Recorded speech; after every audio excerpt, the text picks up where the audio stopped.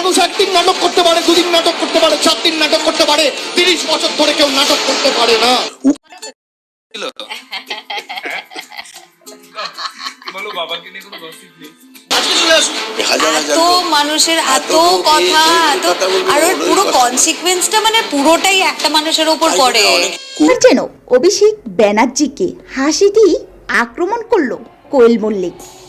একটি অনুষ্ঠানে অভিষেক ব্যানার্জির কথা শুনে রীতিমতো হাসির ঝড় তুলেছিল রঞ্জিত মল্লিক ও তার মেয়ে কোয়েল মল্লিক। আর কথাগুলো শুনে তাদের হাসি যেন থামছে না। শুধু কি তাই, লাইভ অনুষ্ঠানে অভিষেককে জুতো পেটার হুমকি দিলেন কোয়েল মল্লিক। কিন্তু কেন হঠাৎ টলিউড কুইন এত ক্ষিপ্ত হলেন? সম্প্রতি একটি লাইভ অনুষ্ঠানে অভিষেক বন্দ্যোপাধ্যায় প্রসঙ্গ উঠতে নিজের রাগ আর ধরে রাখতে পারলেন না টলিউডের কুইন কোয়েল মল্লিক।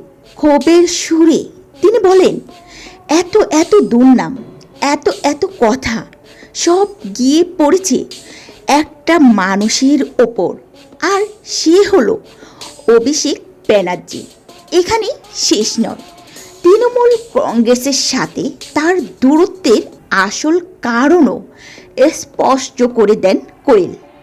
তিনি সাফ জানান, এসব কারণে তিনি আর তৃণমূলে ফিরতে চান না এবং ইতিমধ্যে দল থেকে ইস্তফাও দিয়ে দিয়েছেন।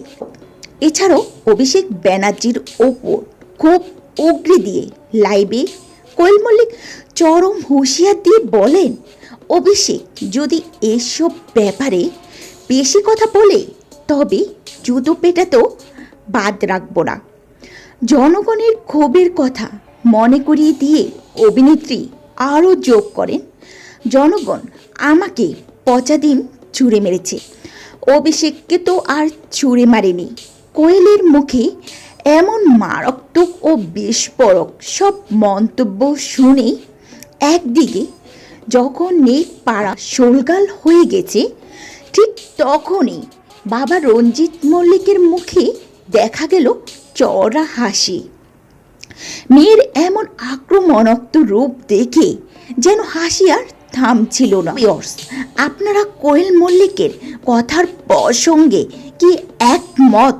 অবশ্যই আপনার মূল্যবান মতামতটি আমাদের ভিডিওটি নিচে কমেন্ট সেকশানে জানাতে ভুলবেন না।